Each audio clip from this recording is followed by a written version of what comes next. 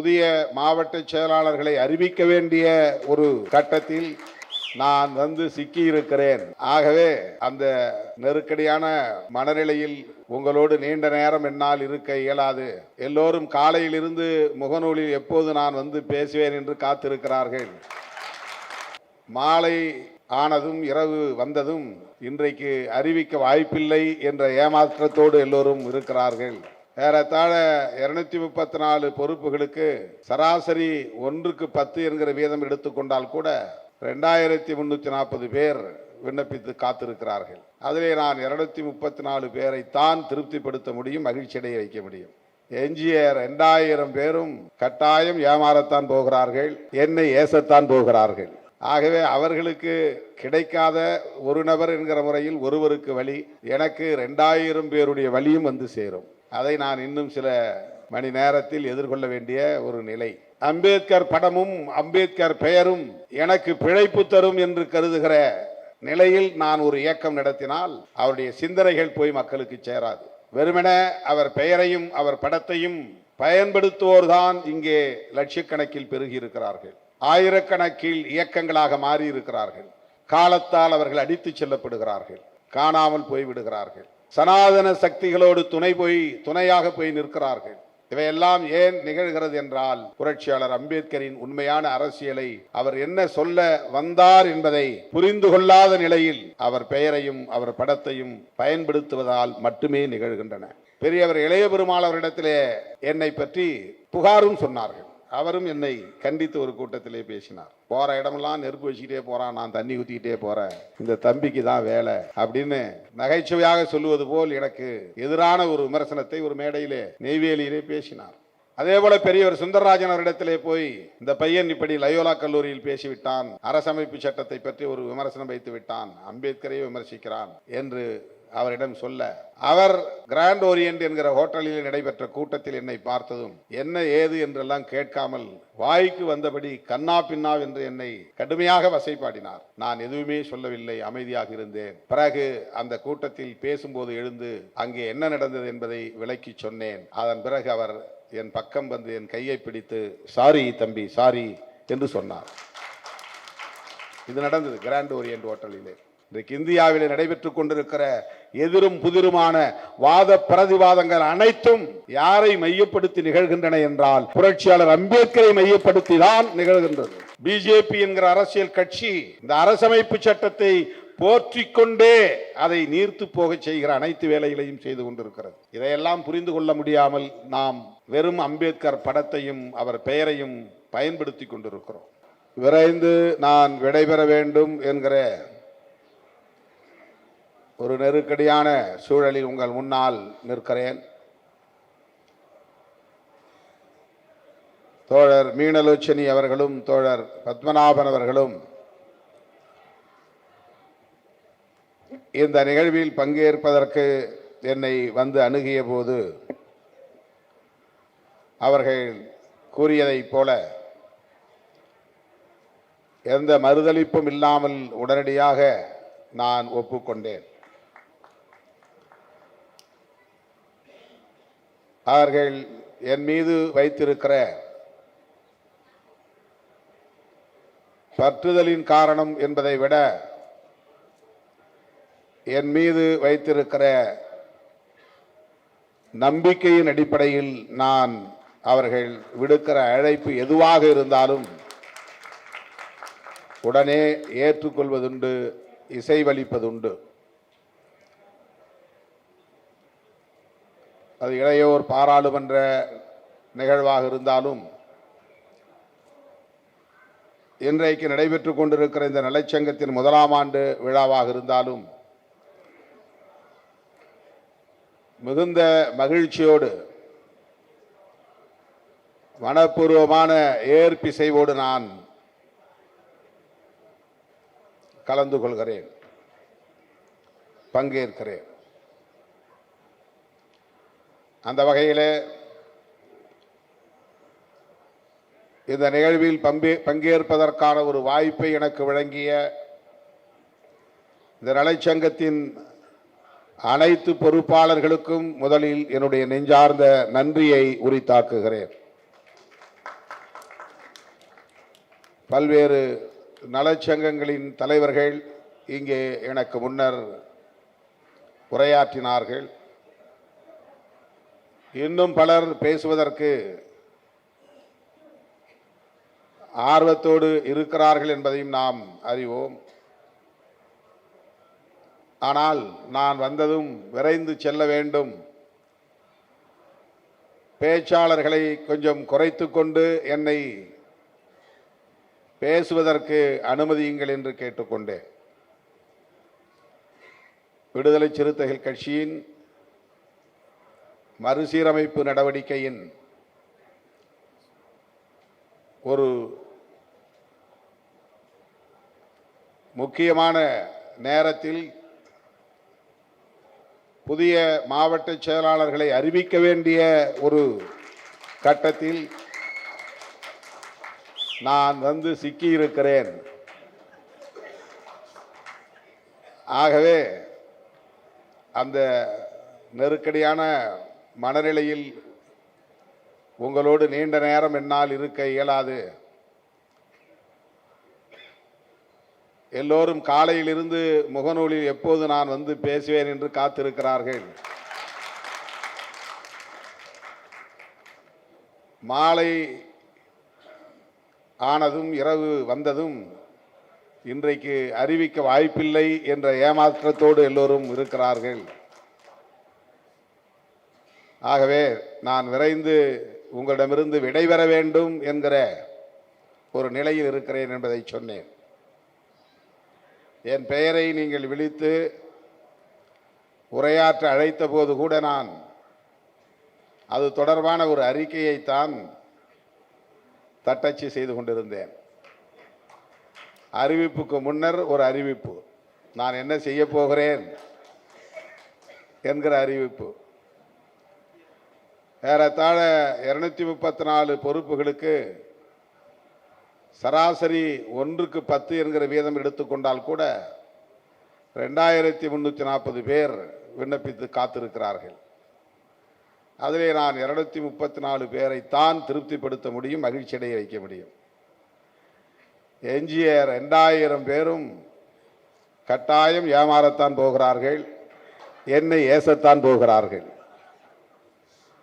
ஆகவே அவர்களுக்கு கிடைக்காத ஒரு நபர் என்கிற முறையில் ஒருவருக்கு வழி, எனக்கு 2000 பேருடைய வழியும் வந்து சேரும்.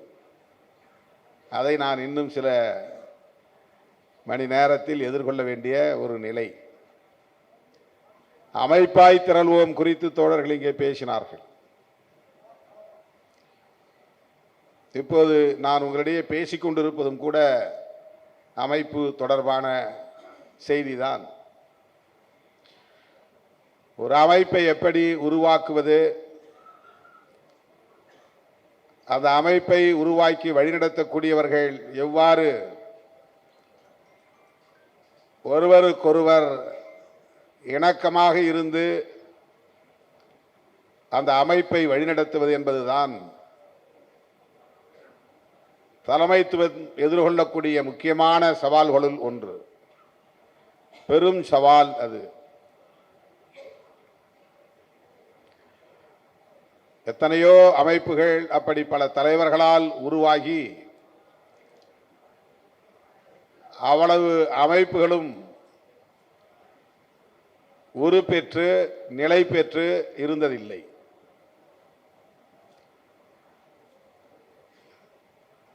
அமைப்புகள் உருவாகும். அப்படி உருவாகிற அமைப்புகள் சில மாதங்களில் செயலிழந்து போகும். சில அமைப்புகள் சில ஆண்டுகளில் செயலிழந்து போகும். அங்கொன்றும் இங்கொன்றுமாக ஒரு சில அமைப்புகள் தான் வீரியமாக செயல்படும், தொடர்ந்து செயல்படும். ஒரு மிஷன் என்கிற வகையிலே ஒரு பேர் இயக்கமாக திரட்சி பெறும்.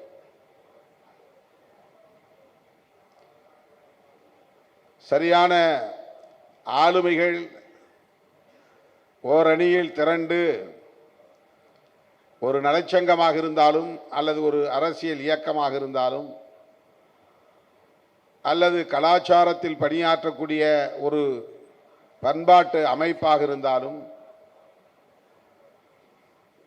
அந்த அமைப்பை முன்னின்று வழிநடத்தக்கூடியவர்கள் தலைமை பண்புள்ளவர்களாக வாய்த்திட வேண்டும். அதுதான் ரொம்ப முக்கியமானது. ஒரு அமைப்புக்கு கொள்கை, கோட்பாடு என்பது அல்லது இலக்குகள் என்பது முக்கியமானது.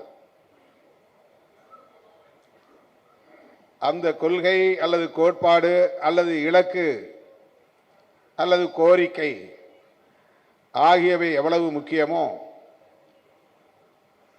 அதை போல அல்லது அதைவிட பல மடங்கு அதை வழிநடத்தக்கூடியவர்களிடையே இருக்கிற நல்லுறவும் நல்லிணக்கமும் முக்கியமானது. இல்லை என்றால் உருவான அமைப்பு சில நாட்களிலேயே காணாமல் போகும், சில வாரங்களிலேயே காணாமல் போகும்.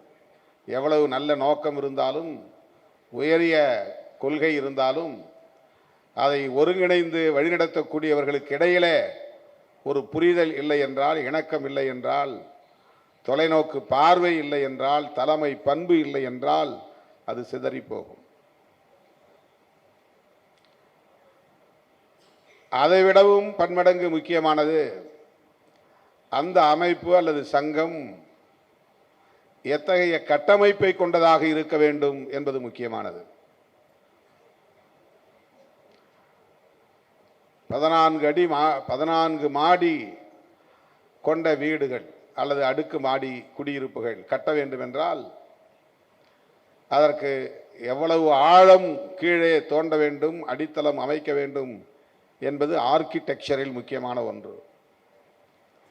பூமிக்கு மேலே 14 அடுக்கு மாடி கட்ட வேண்டும் என்றால் அது எவ்வளவு உயரமோ அந்த உயரத்தில் எவ்வளவு பங்கு ஆழம் கீழே இருக்க வேண்டும், தோண்ட வேண்டும். அப்போதுதான் அந்த 14 அடுக்கு மாடி அசையாமல், சாயாமல், வீழாமல் பல ஆண்டுகள் நிலைத்து நிற்கும் என்பதை முன்கூட்டியே கணக்கு போடுகிற, அந்த கணக்கின் அடிப்படையில் கட்டமைப்பை வரையறை செய்கிற ஆர்க்கிடெக்சர் என்பது முக்கியமானது. அப்படித்தான் ஒரு இயக்கத்திற்கும் கூட. ஒரு இயக்கம் 10 ஆண்டுகள் வரையில் இருக்கக்கூடிய இயக்கமா அல்லது 10 நாட்களில் முடியக்கூடிய இயக்கமா என்பது அது எத்தகைய கட்டமைப்பை கொண்டிருக்கிறது என்பதை பொறுத்துதான். எவ்வளவு ஆழமான அடித்தளத்தை பெற்றிருக்கிறது என்பதை பொறுத்துதான். எத்தகைய வடிவத்தை, அது சதுர வடிவமா, அறுகோண வடிவமா, எண்கோண வடிவமா, மேலே போக போக எப்படி அது அந்த வடிவமைப்பு மாற வேண்டும், இருக்க வேண்டும். 100 அடிக்கு மேலே போக வேண்டுமானால் அது கோபுர வடிவத்திலே அமைய வேண்டும் என்பதெல்லாம் முன்கூட்டியே தீர்மானிக்கிற போதுதான் அதை கட்டமைக்கவும் முடியும், பாதுகாக்கவும் முடியும், நிலைப்படுத்தவும் முடியும். ஒரு கோவிலை கட்டுவது எப்படி அதனுடைய கட்டமைப்புக்கு முக்கியத்துவம் தருகிறார்களோ அதைப்போல்தான் ஒரு இயக்கத்தை கட்டுவதற்கும் ஒரு கட்டமைப்பு என்பது முக்கியமானது, அதன் வடிவம் என்பது முக்கியமானது. ஏதோ பேருக்கு ஒரு தலைவர், பேருக்கு செயலாளர், ஆட்களை திருப்திப்படுத்துவதற்காக இணை, துணை, கூடுதல் என்று பொறுப்புகள் என்று ஒரு அமைப்பிலே 100 பேர் இருந்தால் 90 பேருக்கு பொறுப்புகளை கொடுத்து எந்த பணியும் செய்யாமல் இருப்பது என்பது ஒரு வகை. அல்லது எந்த அதிகாரத்தையும் பகிர்ந்து கொடுக்காமல் சில பேர் மட்டுமே அதிகாரத்தை குவித்து வைத்துக் கொண்டு அதிகார வெறி பிடித்து ஆதிக்கம் செய்கிறவர்களின் கைகளில் ஒரு அமைப்பு சிக்கிக் கொண்டால் அதனாலும் அமைப்பு சீரழிந்து போகும். அமைப்பை முன்னிறுத்தாமல், கொள்கையை முன்னிறுத்தாமல், கோரிக்கைகளை முன்னிறுத்தாமல், இலக்கை முன்னிறுத்தாமல் தன்னை மட்டுமே முன்னிறுத்தக்கூடியவர்களின் கைகளில் ஒரு அமைப்பு சிக்கிக் கொண்டால் அடுத்த கட்டத்தை நோக்கி அது நகராது, அடுத்த தலைமுறைக்கு நகராது.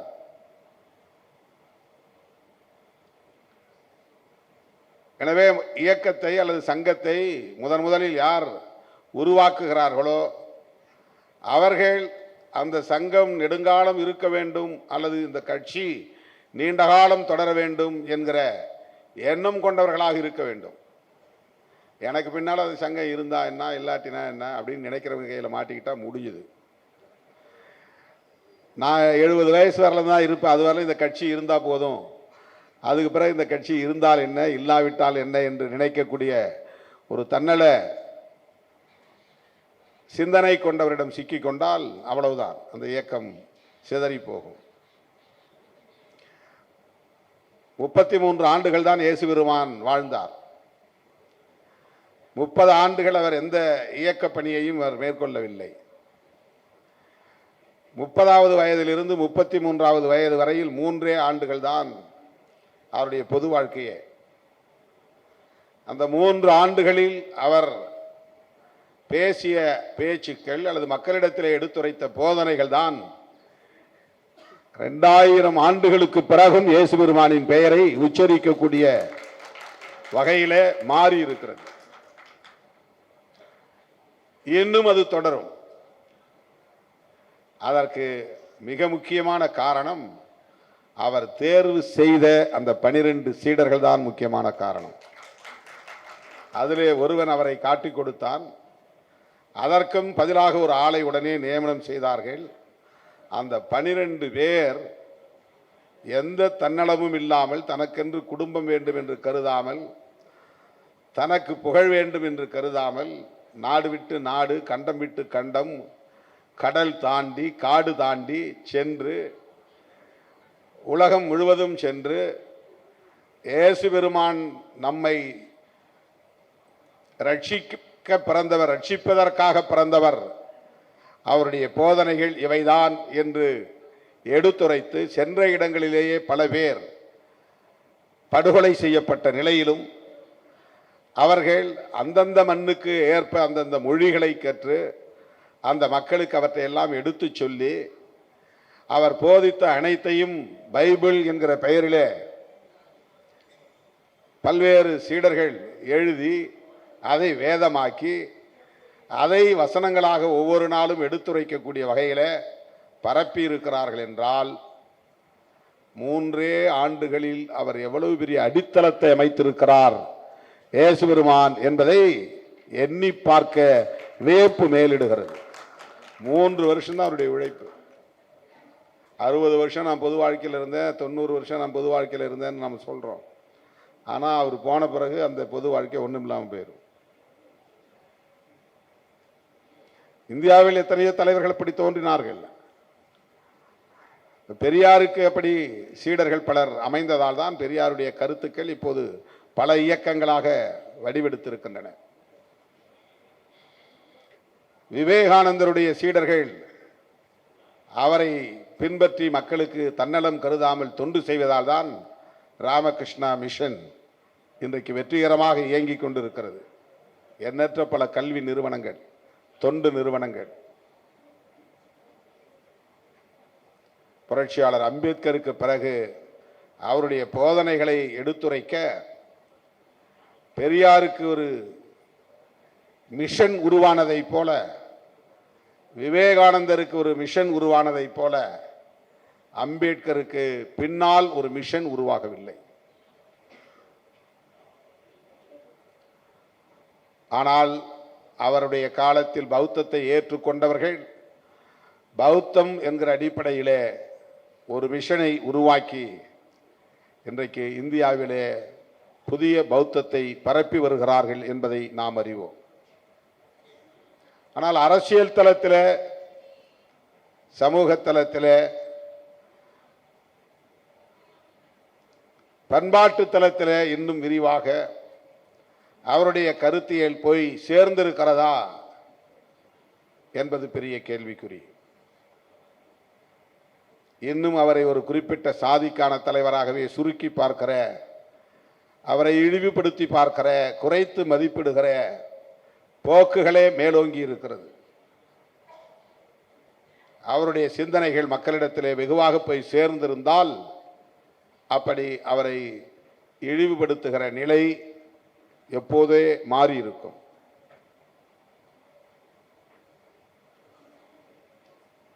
அம்பேத்கர் படமும் அம்பேத்கர் பெயரும்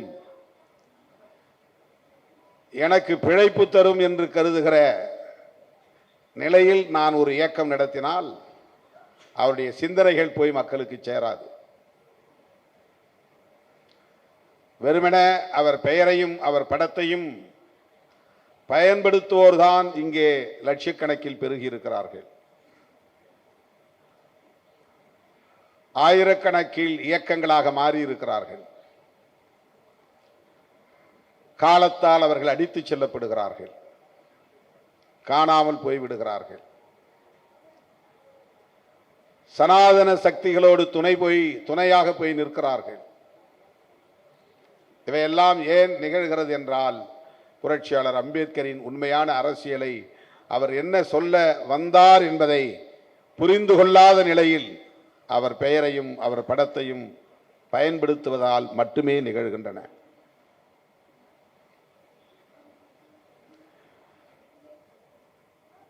யார் மீதும் குற்றம் சொல்ல வேண்டும் என்பதல்ல என்னுடைய நோக்கம். நமக்கு நாமே இந்த சுய விமர்சனங்களை செய்து கொள்ள வேண்டிய தேவை இருக்கிறது. உண்மையிலேயே புரட்சியாளர் அம்பேத்கரின் சிந்தனைகளை, கொள்கை, கோட்பாடுகளை நாம் உள்வாங்கி இருக்கிறோமா? அது குறித்து நாம் கலந்துரையாடி இருக்கிறோமா? அதன் ஆழம் என்ன என்பதை அறிந்து கொள்வதற்கு முயற்சித்திருக்கிறோமா என்று நம்மை நாமே சுய விமர்சனம் செய்து கொள்ள வேண்டும். மீனாலோச்சனி அவர்கள் பேசிக் கொண்டிருந்த போது எல்லோரும் கூச்சல் இரைச்சல் போட்டுக் கொண்டிருந்தீர்கள். நான் என்னுடைய அலைபேசியில் தட்டச்சு செய்து கொண்டே அவருடைய பேச்சையும் கேட்டுக்கொண்டிருந்தேன்.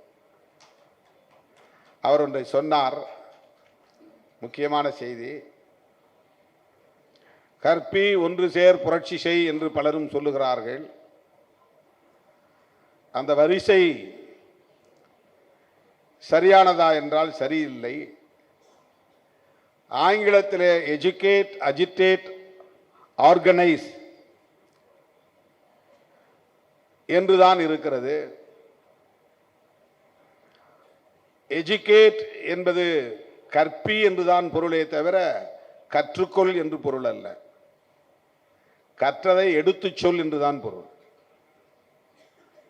அறிந்ததை பிறருக்கு அறியப்படுத்து என்று சொல். அடிமைகளாய் உழலக்கூடியவனுக்கு அடிமையாய் நீ இருக்கிறாயே, அதிலிருந்து மீண்டு வா என்கிற விழிப்புணர்வை அவர்களுக்கு கற்றுத்தா என்று பொருள். ஆனால் நம்முடைய தோழர்கள் அம்பேத்கர் படிக்க சொன்னார் என்று மட்டும் புரிந்து கொண்டிருக்கிறோம். அஜிடேட் என்பது புரட்சிக்கான ஒரு சொல்லாடல் இல்லை, அது கழகத்திற்கான ஒரு சொல்லாடல், எதிர்ப்புக்கான ஒரு சொல்லாடல், போராட்டத்திற்கான ஒரு சொல்லாடல். அது எல்லாவற்றையும் கேட்டுக்கொண்டு மௌனித்திருக்காதே, அடங்கி இருக்காதே, அநீதி என்று அறிந்த பிறகும் நமக்கேன் வம்பு என்று விலகி நிற்காதே, யாராவது குரல் எழுப்புவார்கள் என்று நீ ஊமையாய் இருக்காதே, உரிமை பறிபோகிற இடத்தில், நீதி புதைக்கப்படுகிற இடத்தில் நீ உரத்து பேசு, எதிர்த்து பேசு, போராடு, கலகம் செய் என்றுதான் அதற்கு பொருள். அஜிடேஷன் என்றால் அதற்கு பொருள் அதுதான். நான் மதுரையிலே முதலாக துண்டறிக்கை எழுதுகிற போது அப்படித்தான் எழுதினேன். கற்பி கலகம் செய் ஒன்று சேர் என்றுதான் எழுதினேன். கற்பி ஒன்று சேர் புரட்சி செய் என்று நான் முன்னோர்கள் இப்படித்தானே சொல்லியிருக்கிறார்கள் என்று அப்படியே பின்பற்றவில்லை.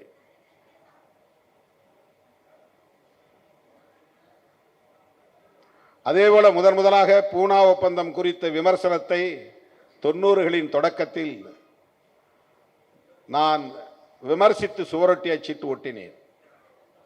அம்பேத்கரியவாதிகள் எல்லாம் நான் அம்பேத்கரை விமர்சிப்பதாக என்னை விமர்சித்தார்கள், கண்டித்தார்கள். செப்டம்பர் 24 பூனா ஒப்பந்த நாளில் ஒரு சுவரொட்டியை நான் தயாரித்து மதுரையிலே நானே நின்று பேருந்துகளில் ஒட்டினேன். காந்தி செய்த படுகொலை என்று அந்த சுவரொட்டியிலே தலைப்பிட்டேன்.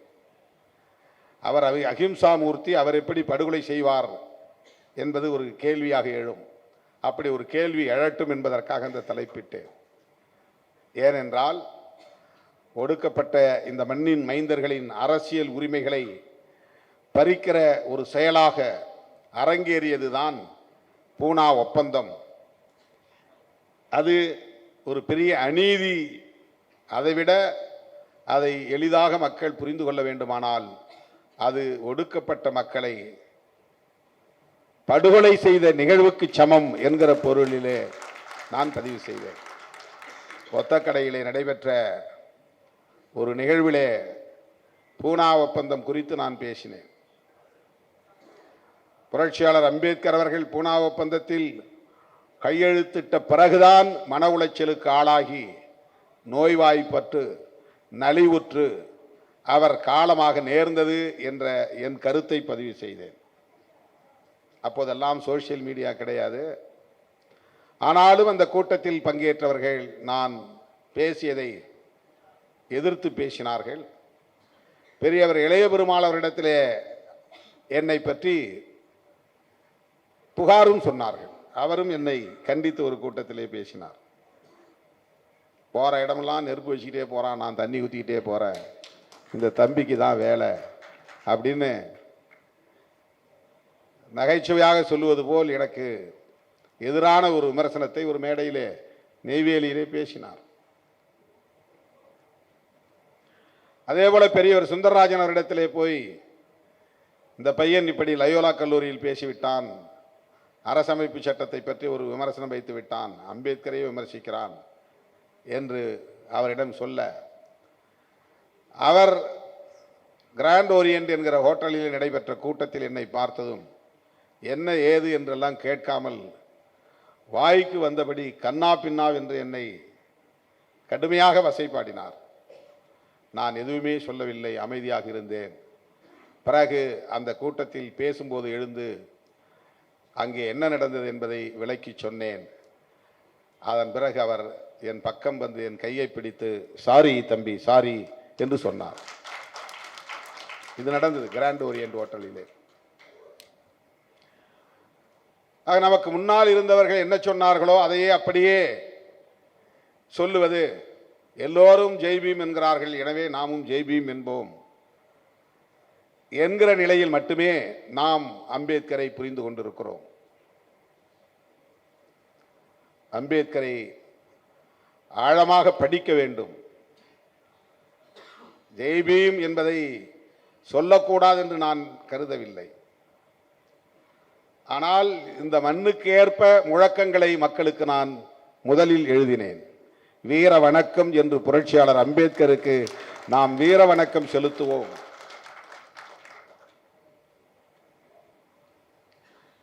பாபா சாஹிப் என்று எல்லோரும் சொல்லுவதைப் போல் அழைக்காமல் புரட்சியாளர் என்று அவரை நாம் அடையாளப்படுத்துவோம்.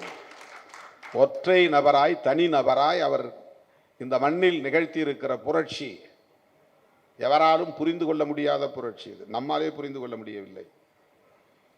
ஒரு மாற்றத்தை ஏற்படுத்த வேண்டுமானால் அரசாங்கத்தை எதிர்த்து ஆயுதம் தாங்கி போராட வேண்டும் என்றுதான் மார்க்சிய லெனினியவாதிகள் சிந்திக்கிறார்கள். அண்ணன் அவர்களே அப்படித்தான் ஆயுதம் ஏந்த வேண்டும் என்ற முடிவுக்கு வந்தார். ஆனால் புரட்சியாளர் அம்பேத்கர் அதை தாண்டியும் நம்மால் புரட்சி செய்ய முடியும் என்று நம்பினார். ஆயுதம் இல்லாமல் புரட்சி செய்ய முடியும் என்று நம்பினார் என்றால், ஆயுதம் தாங்கி படை கட்டியவர்களை விட 1000 மடங்கு வலிமையுள்ளவர் புரட்சியாளர் அம்பேத்கர் அவர்கள். ஆயுதம் இல்லாமல் ஒரு புரட்சியை நிகழ்த்த முடியும் என்று அவர் நம்பினார். அப்படி நிகழ்த்தியும் காட்டியிருக்கிறார். இன்றைக்கு இந்த மண்ணில் ஏற்பட்டிருக்கிற ஒவ்வொரு மாற்றத்திற்கும் புரட்சியாளர் அம்பேத்கரின் சிந்தனைகளே காரணம். ஒவ்வொரு அங்குல மாற்றத்திற்கும் அவருடைய சிந்தனைகளும் அவருடைய பங்களிப்பும் தான் காரணம். இதை யாரும் மறுக்க முடியாது. இன்றைக்கு இந்தியாவில் நடைபெற்றுக் கொண்டிருக்கிற எதிரும் புதிருமான வாத பிரதிவாதங்கள் அனைத்தும் யாரை மையப்படுத்தி நிகழ்கின்றன என்றால் புரட்சியாளர் அம்பேத்கரை மையப்படுத்தி தான் நிகழ்கின்றது. இதை எவனாலும் மறுக்க முடியாது. மதவாதம் சரியா தவறா என்றால் அது அம்பேத்கருடைய அரசியலில் இருந்து தான் புறப்படுகிறது. இந்தியாவினுடைய அரசு மதசார்பற்ற அரசு என்பதை நிறுவியவர் புரட்சியாளர் அம்பேத்கர். இந்தியாவுக்கு அரச மதம் கூடாது என்பதை உறுதிப்படுத்தியவர் அம்பேத்கர். ஏன்? ரொம்ப சிம்பிள் லாஜிக். எல்லா நாட்டுக்கும் அரச மதம் இருக்கு. இப்ப பிஜேபி காரன் கேட்கறது சரிதானே என்று தோன்றும். பாகிஸ்தானுக்கு ஸ்டேட் ரிலீஜன் உண்டு, ஸ்ரீலங்காவுக்கு ஸ்டேட் ரிலீஜன் உண்டு. இந்தியாவிலே இருந்து பிரிந்த கிழக்கு பாகிஸ்தானாக இருந்து பங்களாதேஷாக மாறிய அந்த தேசத்திற்கு ஸ்டேட் ரிலீஜன் உண்டு. நேபாளுக்கு ஸ்டேட் ரிலீஜன் உண்டு.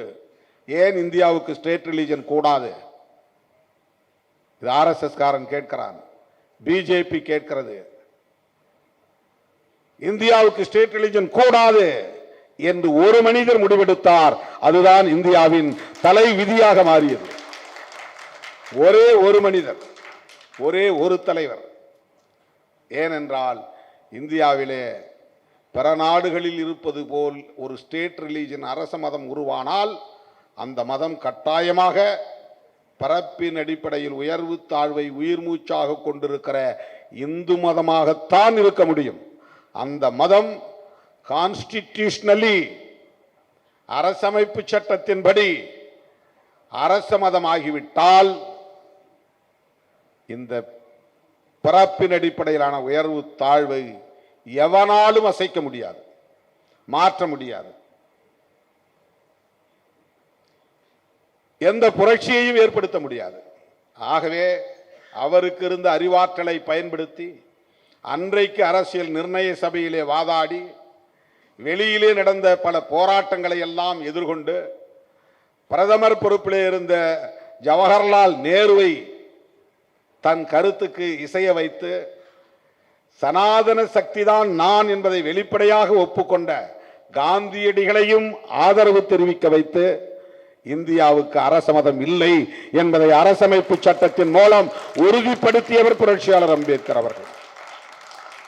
எவ்வளவு பெரிய செய்தி, எவ்வளவு பெரிய புரட்சி இது. அதனால்தான் ஆர்எஸ்எஸ் 100 ஆண்டுகளாக இந்த சட்டத்தை தூக்கி எறிய வேண்டும் என்று போராடி கொண்டிருக்கிறது. பிஜேபி என்கிற அரசியல் கட்சி இந்த அரசமைப்பு சட்டத்தை போற்றிக்கொண்டே அதை நீர்த்து போக செய்கிற அனைத்து வேலைகளையும் செய்து கொண்டிருக்கிறது. இதையெல்லாம் புரிந்து கொள்ள முடியாமல் நாம் வெறும் அம்பேத்கர் படத்தையும் அவர் பெயரையும் பயன்படுத்தி கொண்டிருக்கிறோம். சிறுத்தைகள் அதிலிருந்து மாறுபட்ட இயக்கம். அதனால்தான் பல விமர்சனங்களை எதிர்கொள்ளக்கூடிய நெருக்கடிக்கு ஆளாகி வருகிறது. ஆனால் அதை பற்றி ஒருபோதும் சிறுத்தைகள் கவலைப்பட மாட்டோம். புரட்சியாளர் அம்பேத்கர் கண்ட கனவை நனவாக்க வேண்டுமானால் சிறுத்தைகள் இயக்கம் முன்னெடுக்கக்கூடிய இதுபோன்ற முயற்சிகளுக்கு உற்ற துணையாக இருப்போம் என்கிற ஒரு நிலைப்பாட்டை இந்த நலச்சங்கம் எடுத்திருக்கிற அடிப்படையில் தான் தோழர் பத்மநாபன் அவர்களாக இருந்தாலும் மீனலோச்சனி அவர்களாக இருந்தாலும் நம்மோடு இணக்கமாக நின்று பயணிக்கிறார்கள் என்பதை நான் அறிவேன். அந்த வகையில் நான் மகிழ்ச்சி அடைகிறேன். இந்த 1ஆம் ஆண்டு விழாவில் உங்கள் அனைவருக்கும் என்னுடைய நெஞ்சார்ந்த வாழ்த்துக்களையும் பாராட்டுகளையும் தெரிவித்து இனிய ஆங்கில புத்தாண்டு வாழ்த்துக்களையும் பொங்கல் வாழ்த்துக்களையும் தெரிவித்து நிறைவு செய்து விடைபெறுகிறேன். நன்றி, வணக்கம்.